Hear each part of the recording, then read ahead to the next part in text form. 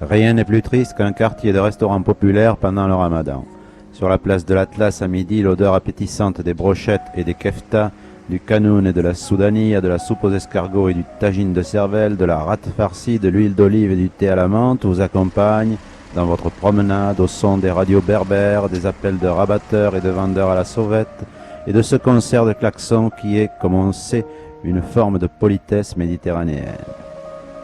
Il y a toujours une dispute pour mettre un peu d'animation, toujours un gardien de voiture pour réclamer un dirham de plus. Toujours, sauf pendant le ramadan. Les gens se sont livrés à cette bizarre mais sympathique conception du jeûne qui est celle du pays musulman, c'est-à-dire qu'ils ont festoyé toute la nuit, et ceux qui ont été forcés de se lever tôt, disons entre 9 et 10 heures, traînent lamentablement leurs carcasses dans les rues désertes devant les magasins vides et les files de petits taxis dont le chauffeur dort encore à l'arrêt comme au volant.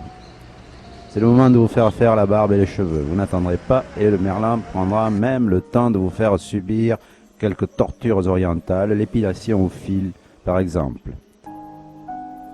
Attention, ça décoiffe.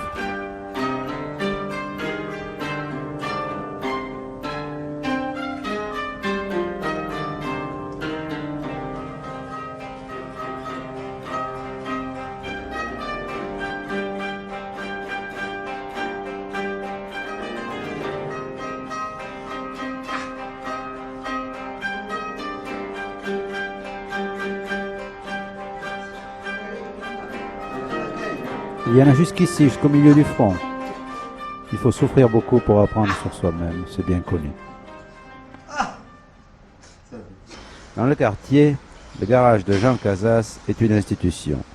Malgré le panneau Citroën qui s'agite au gré des courants d'air, vous n'aurez pas la naïveté de croire que vous êtes à la concession. Non, vous êtes juste dans un petit garage de quartier, à vrai dire, plutôt bordélique.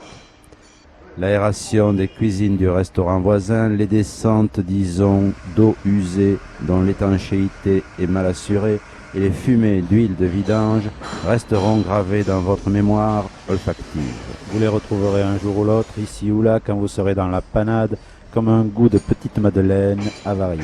Sur ce petit monde sympathique de tôle cabossée et de pneus usés jusqu'à la corde, règne Jean Casas, mécanicien à Fès, comme un roi de la mécanique dans la capitale intellectuelle, commerciale, artisanale et religieuse du royaume, ville de l'esprit et du goût, si l'on en croit les guides touristiques.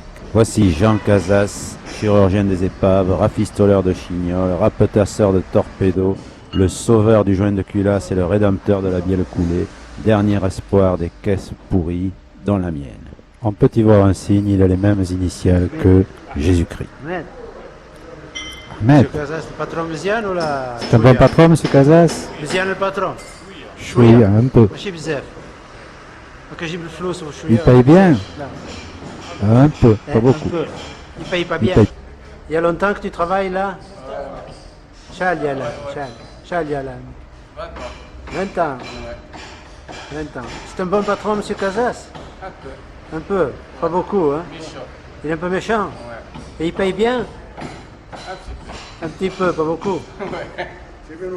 Oh là, salopard.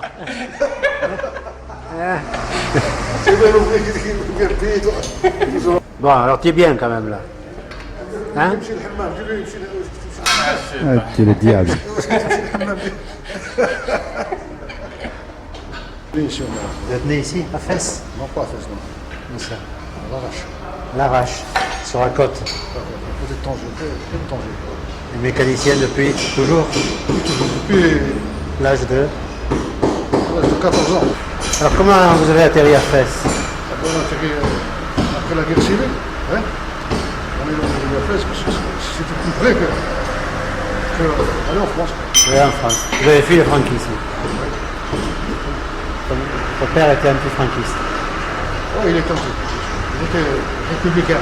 Et quand il est parti, ma mère et mon frère et ma soeur, ils ne savaient parler ni français ni l'arabe. Ils ont toujours vécu dans le milieu espagnol. Ils sont patrons espagnols. Même à Fès. Même après.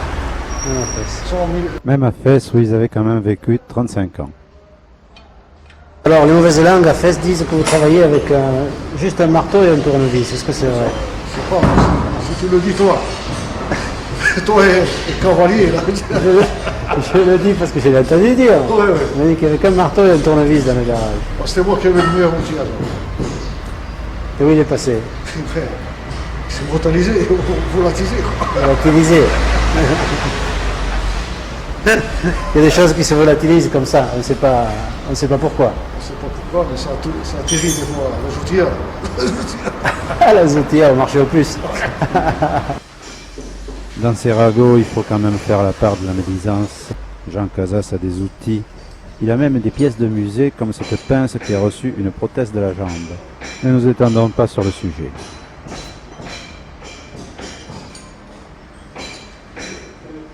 Vous avez amené le radiateur à nettoyer? Mais je démonte le déclencheur du ventilateur parce que le réparateur du radiateur, il dit qu'il faut le changer. Comment le changer? Et il met un autre à la place.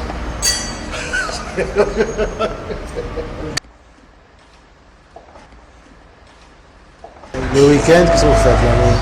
Vous voyez d'autres Français? Oui, je vois d'autres Français, on prend l'apéritif à midi, des fois. La pétanque? Non, c'est je prends l'apéritif. Qu'est-ce qu'il y avait comme problème à la pétanque? Il y avait le bar. Le problème c'était le bar à côté des terrains de jeu. Oui, Et en alors? face du terrain du jeu. Et alors? Eh ben, soit que tu perdais, tu buvais, tu payais à l'adversaire, et si tu gagnais, tu buvais, c'est l'adversaire qui payait. C'est toujours pareil. De toute façon, On buvait, c'est reparti. Il y a dans un coin de l'atelier un réduit qui reçoit la visite au cours de la journée de tous les petits commerçants du quartier. Je ne sais quel mystérieux rituel se déroule à cet endroit, mais il semble pressé, soucieux et agité en arrivant, et pourtant détendu et souriant en sortant. J'ai hâte d'éclaircir ce mystère.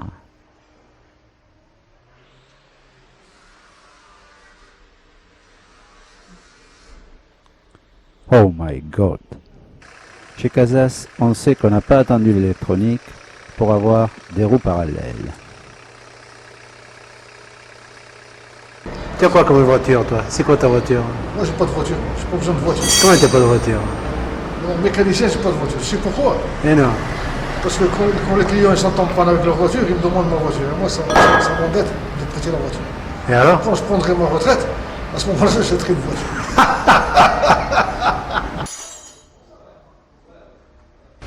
Tu me fais une facture là? Moi, je donne pas des factures, moi, je donne des mots, des brouillons comme ça. Tu avais un tampon pour mettre dessus quand Non, même. j'ai un tampon, oui, mais si tu veux. Tu l'as le tampon là? Ouais, tiens, voilà, il est là, tiens. Attends, qu'est-ce que tu veux que je te fasse une facture? Hein? Je vais t'en faire une. Tu me fais un brouillon avec le tampon.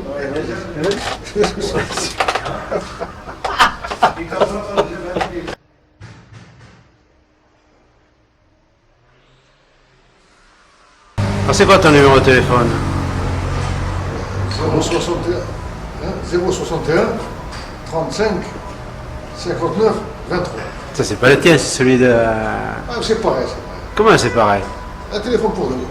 Tu- Tu as pas vu des téléphones pour deux, non? Parce que lui, il est disponible. Hein? Disponible jour et nuit. Et toi t'as pas de téléphone au garage? Hein? Non, j'ai pas de téléphone. Tu l'as chez toi, oui? Non, je l'ai pas là. Jean Casas va passer sa retraite en Espagne où il redeviendra Juan Casas. Qu'est-ce que tu vas faire là-bas? Rien, je vais vivre de mes rentes et puis c'est. Il va tourner. Tu as ramassé le paquet d'argent? Pas suffisamment. Aïe aïe aïe aïe aïe. Qu'est-ce que tu vas faire de tes journées? Ben, à midi, Comment tu le vois? Vas-y. à midi, je vais prendre mon apéritif, ça y est pas. Hein? Je me lève tard, faire un petit tour dans les marchés, tout ça. Traîner un peu dans les rues, manger à midi, l'après-midi une bonne sieste, là. Regarder la télé, le soir, et prendre une petite apéritif. Mais ça tu le fais ici ça? Ça, je le fais ici. Ben, moi, je ne vais pas changer à mon âge. Il faut les changer avant. Pourquoi tu restes pas ici? Parce que c'est mieux, non? Question de voisinage, tout ça, c'est mieux. Tu vas prendre l'apéritif et tapas. Il y avait je ne sais pas s'il existe encore parce que je n'ai pas cherché, il y avait petite taverne ici à Malaga, c'est spécialisé dans les gambas à la planche. Le sel, Ça manque ici, ça. ça va. Bon, ça va, mais sardines, bon, sardines frites. Sardines à la... Sur la braise. Ça s'appelle ça, comment ça s'appelle ça? La Espeto. C'est un roseau où ils embrochent les sardines et ils le mettent devant le feu. planté dans le sable devant. Ça sent bien, ça. C'est des trucs de pêcheur, ça. Ouais, truc de pêcheur. Une biellette de direction récalcitrante sera mise à la raison par l'étau qu'on est allé chercher sur l'établi. Hop là. Parce qu'ici, c'est très difficile. C'est très difficile de faire des papiers de mariage ici. Pourquoi? Je sais pas, ils te posent des cols de tous les coups. Des certificats de Tu capacité. veux dire les certificats de capacité pour le mariage? Ah, c'est vrai, j'avais lu le... Mais Oui. c'est l'administration marocaine. L'administration C'est difficile devant l'administration marocaine. Voilà. Alors tu restes vieux célibataire. Alors. Pourquoi tu prends pas une femme ici? Ah, j'en ai de temps en temps.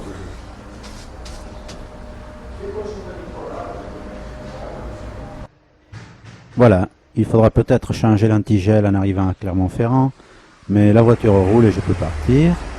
Dans 2000 petits kilomètres, je serai rendu à la maison.